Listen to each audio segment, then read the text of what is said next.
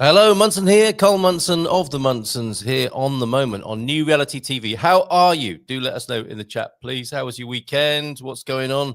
And I am reminded that I make the assumption because it's 12 o'clock where I am here in Portugal that it might be the same for you wherever you are in the world. Now, I know some people are joining us, particularly in the United States, of course, are maybe even just not even awake or just waking up and getting into the day. So do let us know how you're doing here on The Moment. Let's have a moment this morning. And on Mondays, generally speaking, it's our dear friend Tom Evans, who I shall bring onto the screen now for the continuing adventures in Flavors of Thought. Tom, good morning. Oh, good to see you, Carl. How's life in sunny Portugal? Well, it is today, funnily enough. We used to take that for granted, and that's part of the reason I moved here. And more recently, we've had to give you some numbers, I understand we had 229% more rain in January than we ordinarily would. Or was it in March? It was in a preceding month anyway, just to give you an idea of how much rain there is. And it's so interesting. Some people will say, oh, it was always like that, or it always is like that.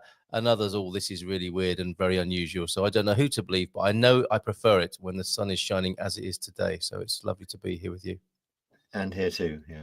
Yes, well, you've had some quirky weather, haven't you? Some proper springtime British weather. Yeah, but also this time last year, in May last year, we put solar panels back on our roof, having taken them off, but we did a refurb of the house. And as of last week, we went into that zero energy phase of our lives where the sun is powering everything and charging the car. What does that feel like? What does that feel like? Well, it's great. We have to spend quite a lot of money to make it happen. But if the whole world did this, so instead of building nuclear power stations, we've got one being built in the UK at the moment. If they just took that money and distributed it to all the households that had a suitable roof, we can have local power generation and forever. So it's like we need our politicians to have a bit more joined up thinking and don't think past the next election and term. So it's great. But all we can do individually is to do our bit, and it's just great to know that we've gone to that phase in our lives where the next 6 months at least is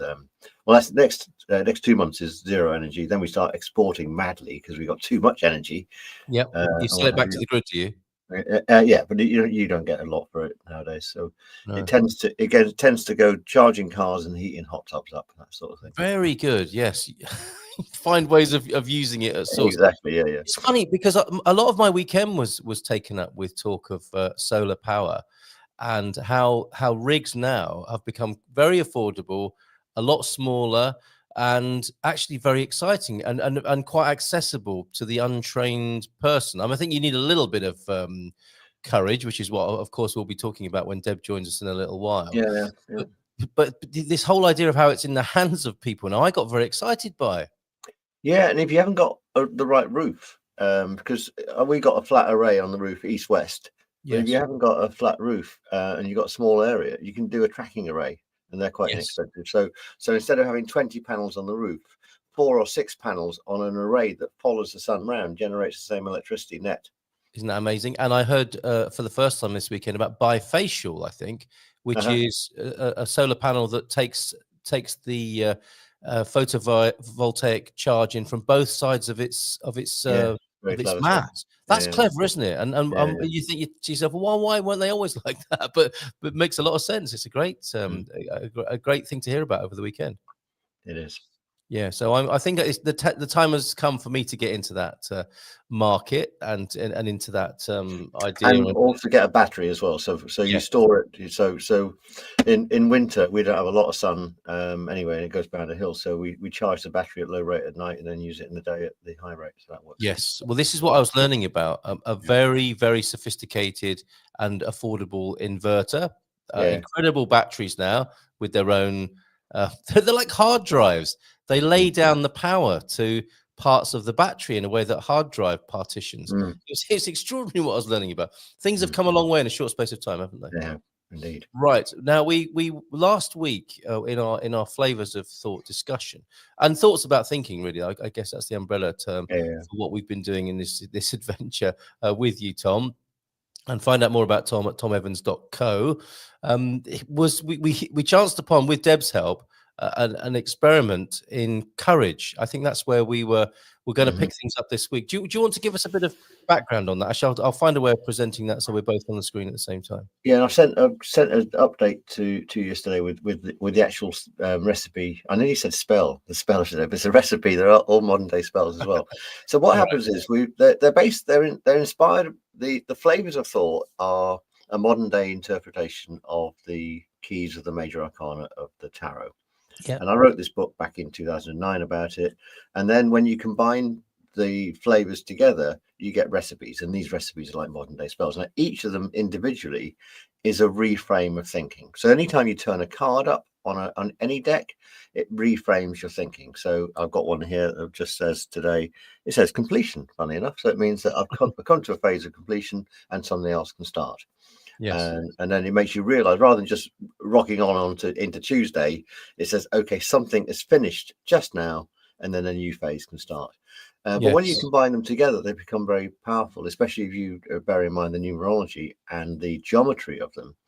And so in the book, I put together 21 3-flavor recipes. But then I expanded it in addition to the book. I said you can actually make them 5-flavor, and there's 22 major arcana. There's even 2 special master recipes as well, with all 22. But what we spoke about last week was doing a 7-flavor recipe. And Deb, I said, anyone got an issue they'd like me to apply to it? Deb came up with the idea with the concept that courage around breath work. I think that's as much as I got. That's the area and the business that she's going into. And I'm very keen, and I know others will be either live here now or on the replay to catch up with that. I've got two challenges immediately. The graphic I'm looking for, and I didn't see it. Can I present it? Yeah, feel free. And we haven't got Deb yet either, so maybe Louisa, who's behind the scenes, might be able to help with that. What's good about this is that it works for courage about anything. Right. Yeah. Right. Yes. Yeah. So, well, that's why I thought I'd jump in and make use of it as well. Exactly. Myself. Yeah. So I'm just going to put. I've got something now. I'm presenting. Right. I've got it. It's up there.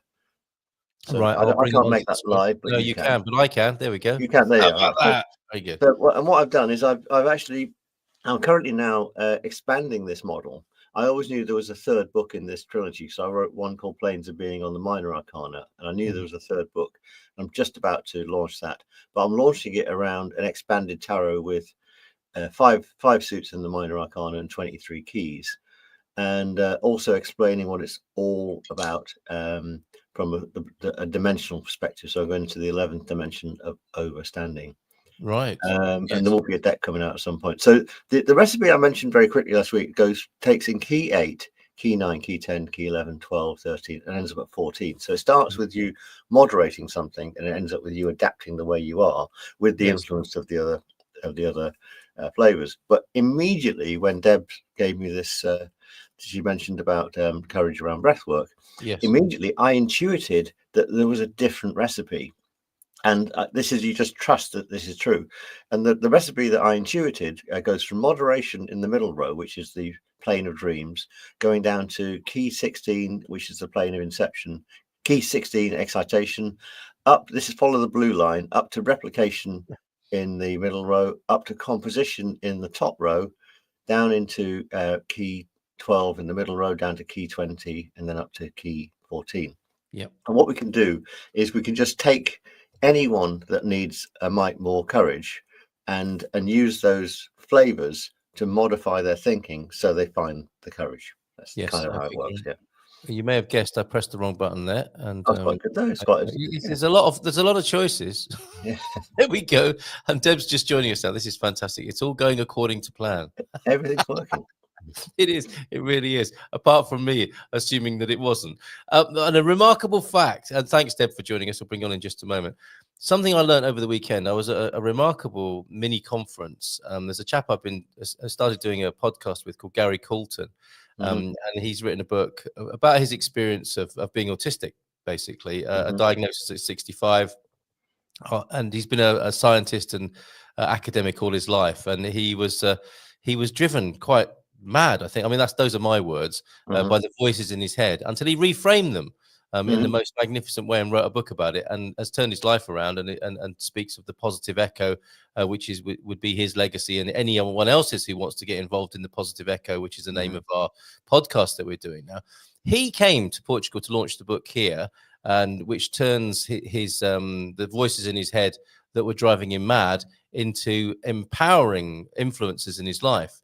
His maverick mind, how he I can't remember the exact title of the book. I've got it here somewhere, but it's about how he's reframed the things, the influences, the energies, the voices in his head that were driving him nuts into useful influences in his life, a complete turnaround and very helpful to other people.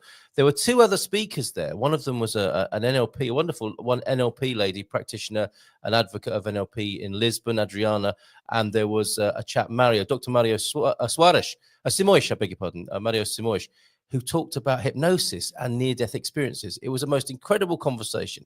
The key fact that really stayed with me, for me, was that this is from Adriana and her understanding of NLP, we are 7%. In a given day, we are 7% conscious and 93% unconscious or subconscious, which is extraordinary. And that's the reason I mentioned it, Tom, is presumably that's what we're drawing on. We do our best to be mindful and in the 7%, but I was seeing that immediately as a negative. We're asleep the rest of the time, but actually we could see that 93% as a reservoir of creativity from which we could draw as well, right? Which is what we're doing here now.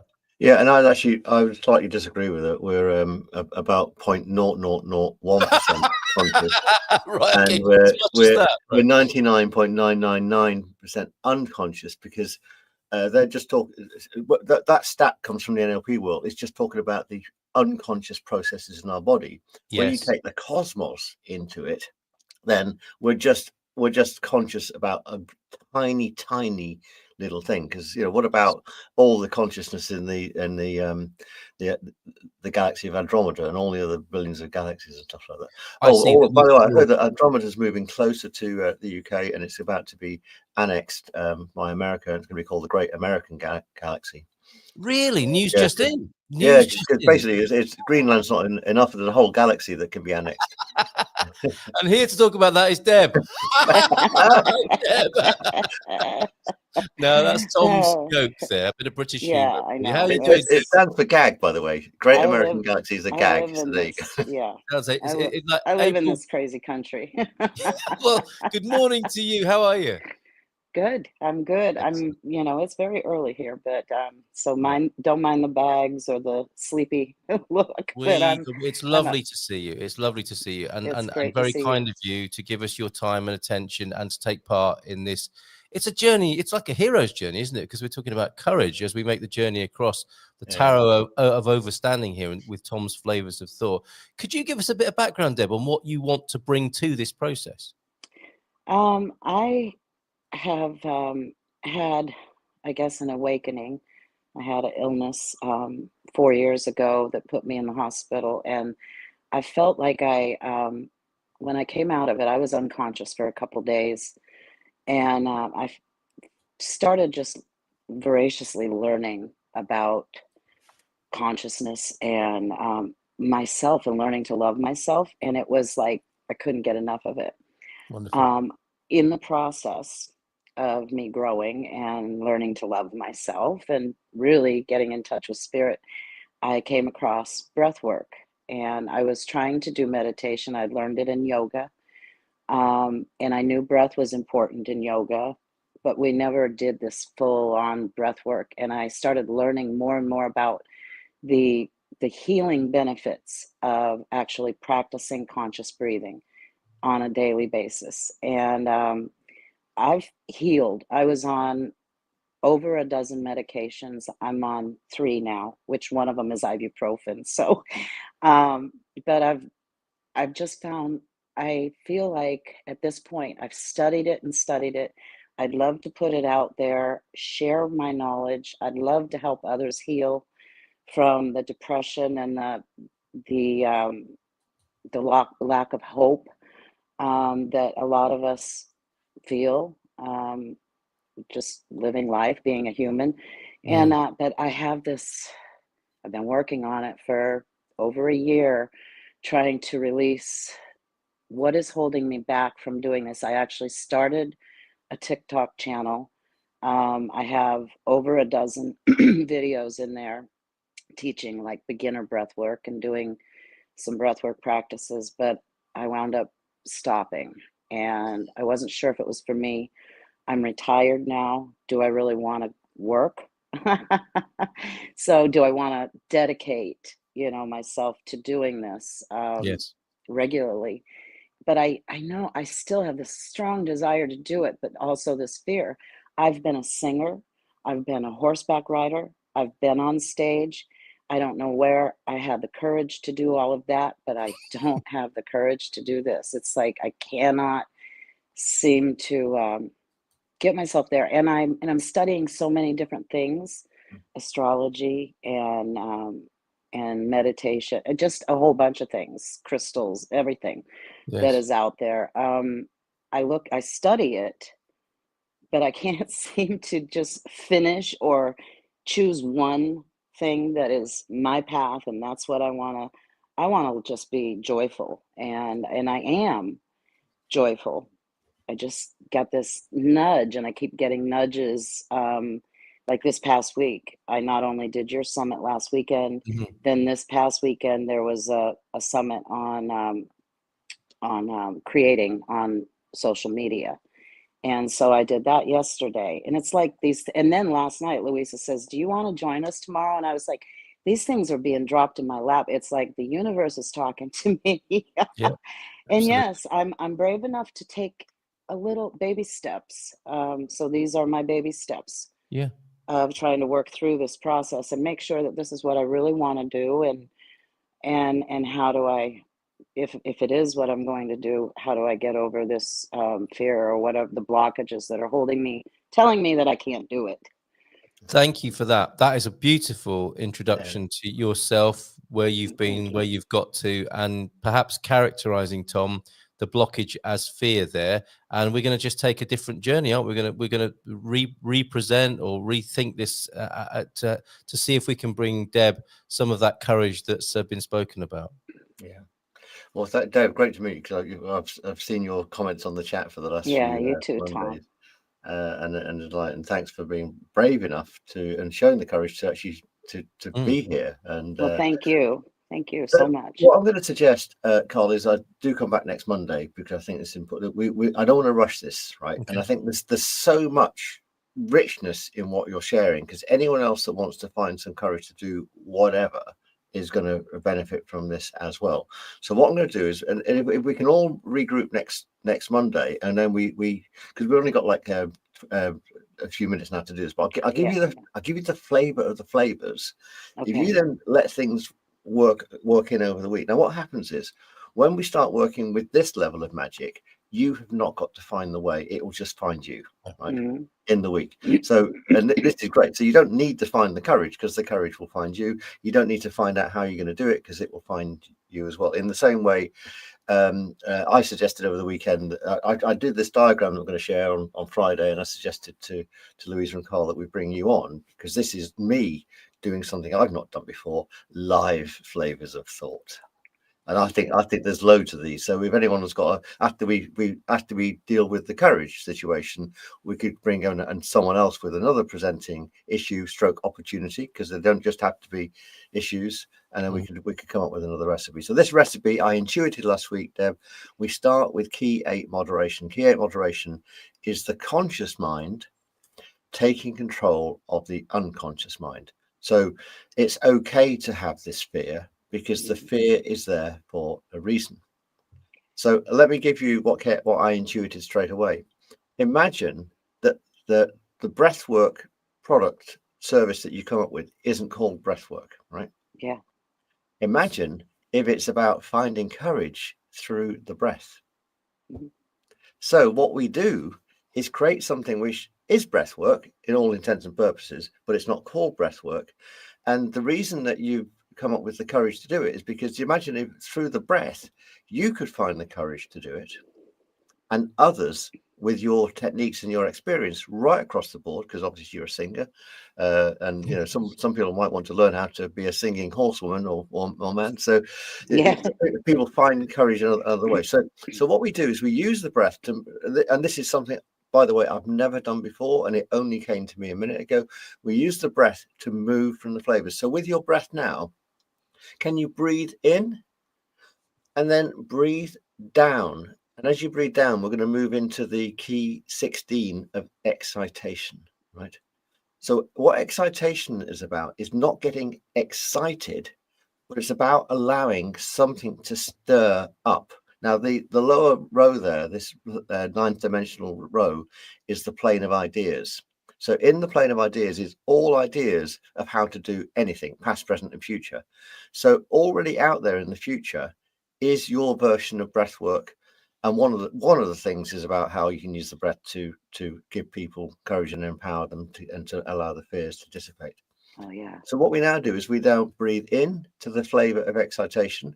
And actually the least, you know, it's great you've not read the book, you don't know anything about these flavors, because we're using our unconscious mind to allow this to work on us. And then we breathe, I'm doing this really, really quickly, and we'll come back to it next week. You then breathe into upwards into the key 10, replication, the wheel of fortune, which is our karmic wheel.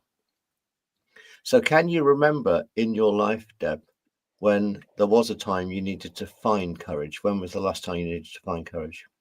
Oh, yeah. Okay. Going through cancer treatment. I'm sure, yeah. And then before that, before the cancer treatment?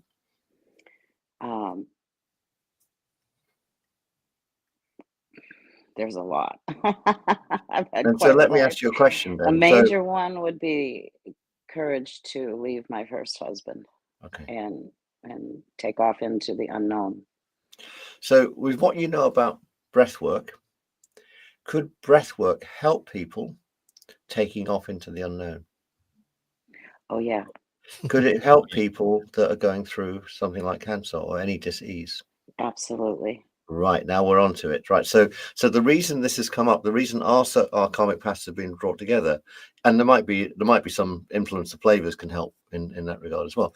So instead of just launching a career as a breathwork practitioner, if your flavor of breathwork specifically helps people with courage and going through any disease, boy, how powerful is that, right? Yeah. So we now go up to the top row. We breathe up to the top row, which is the plane of ingenuity. That's where we start to engineer the solutions.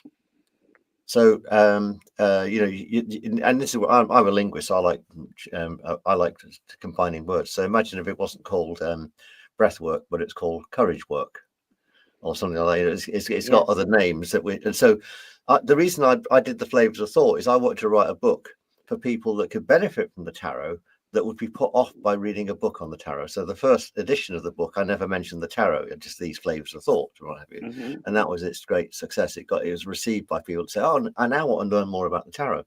So imagine if you can get people to start breathing, right? Because obviously the breath, the life breath, by the way, but key 0, by the way, is the life breath in the tarot. It's the Aleph breath.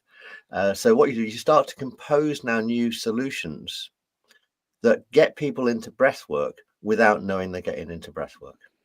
Then we move down we breathe down into key 12, the hangman, and the hangman sees it upside down. So he's seeing, or the hangwoman in some decks, seeing how actually, if we just don't call it breath work, we call it something else, we label it something else, we have a brand new thing, and people that can really benefit from it that would never have meditated, never got into the breath at all. Everyone's got to breathe, but there's specific ways of breathing, as you know, that will help people dramatically. We now move down into key 10, we breathe down into to key 20, and we extend the whole remit of what breath work could possibly do.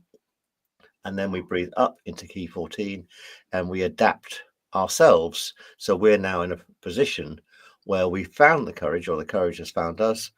The thing that was stopping us do it, which is the fear, because it is massive. I've now made breath work bigger than you ever thought, perhaps. You. Yeah. And you're not, it's not, you're now going to find the courage to launch breathwork in the context of helping anyone in any disease, maybe specifically cancer. You've been there and got the t-shirt, You've been there and got the t-shirt of leaving your first husband, so you can help people in that situation as well. And just those two products alone, those two services alone, you'd be serving so many people. How brave do you feel now? That's awesome. I feel pretty good. Yeah. Okay. And by the way, I could have done a narrative if we'd gone up the orange arrows or if we'd gone along the green arrows. So these narratives they work in many contexts, and perhaps we'll do that next week if we all come back next week. And I just want you just now to journal between now and then, Deb, stuff that happens in the week. Okay. So, sort of strange coincidences that you think, hang on a minute, that Tom Evans guy, his spell stirred something into action now, and I can see it delivering itself. Yeah. Any questions? Any observations? No, I will be able to, because the writing on the block, because I've got my video below. I don't know how to change that, but I will go back over it and listen to you again and see where I'm at, and definitely practice this. Great. This week. Thank you. And I could ask you a question, Deb, as well. I don't know the answer to this, how could breath work be integrated with the flavors of thought?